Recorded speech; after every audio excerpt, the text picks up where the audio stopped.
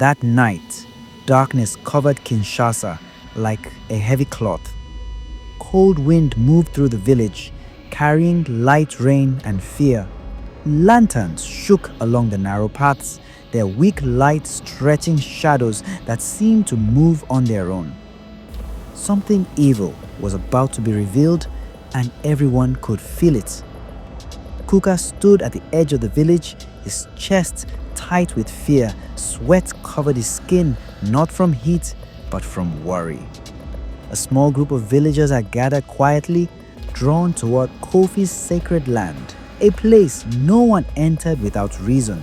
Under the old fig trees stood Kofi's altar, filled with bones, calabashes, red cloth, and offerings whispered about only in secret.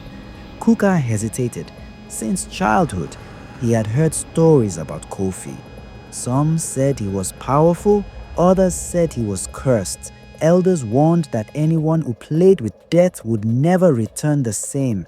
The dead were meant to rest. Bringing them back was an abomination, yet curiosity pushed Kuka forward. Each step reminded him of the old folktales, witch doctors who called back the dead and trapped their souls between worlds. Such souls never slept, they never smiled, they only suffered. A cold shiver ran down Kuka's spine. Suddenly, the chanting began, low, deep, dangerous.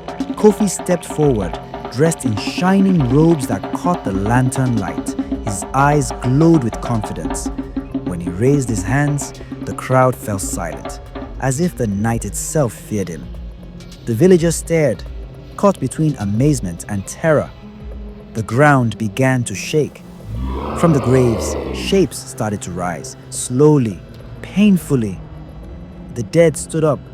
Gasps filled the air. Some villagers covered their mouths, others stepped back in horror. Pale bodies moved stiffly, eyes empty, souls missing. They were alive, but not truly alive. Something was wrong. Kofi stood proudly, arms raised like a king. "Behold," he said, "power!" Kuka's heart pounded. Fear and wonder crashed inside him.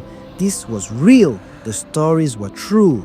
Then Kofi turned and stared straight at Kuka. He smiled. "You feel it, don't you?" Kofi said calmly. "The call of power, the strength to control life and death." Kofi stepped closer. "Join me, Kuka. Together, we will rule forces men fear. Say yes." Kuka's breath caught. The villagers behind him held their breath too. This was not just an offer. It was a test. Kuka looked at the resurrected figures. Their eyes were hollow. Their silence screamed. Were their souls crying inside? Were they begging to return to the grave? "They are not just bodies," Kofi said, reading his thoughts. "They are vessels, tools, weapons." Kuka's hands trembled. Part of him was disgusted. Another part was tempted. Power whispered his name. He could be more, stronger, feared. The chanting grew louder. The dead began to move, stepping in rhythm with the drums. Thump, thump, thump, like a heartbeat calling Kuka forward. Then, lightning tore through the sky. For a moment, everything was clear. The dead, their suffering, their cursed existence, a warning. Darkness returned, thicker than before.